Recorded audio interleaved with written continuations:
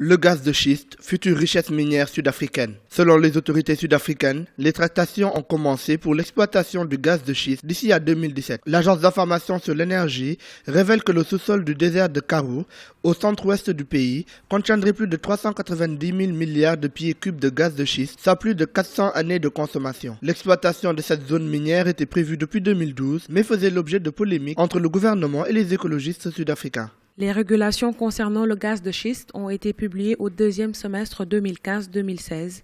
Les activités d'exploration doivent commencer lors de la prochaine année fiscale. Le gaz de schiste est une réelle opportunité pour l'Afrique du Sud.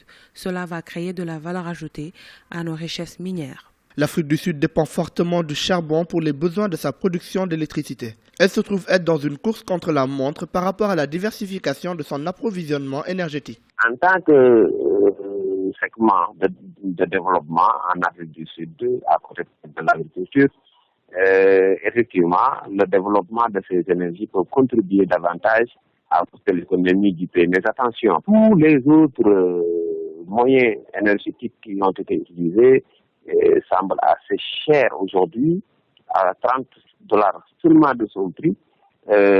Toutes les compagnies qui sont dans les gaz de schiste ont des problèmes. Il faudrait quand même penser demain à asseoir quand même une énergie plus propre. Donc c'est un risque de s'engager aujourd'hui dans le fossile, dans le charbon, etc. D'autres projets dans le domaine énergétique sont en route en Afrique du Sud.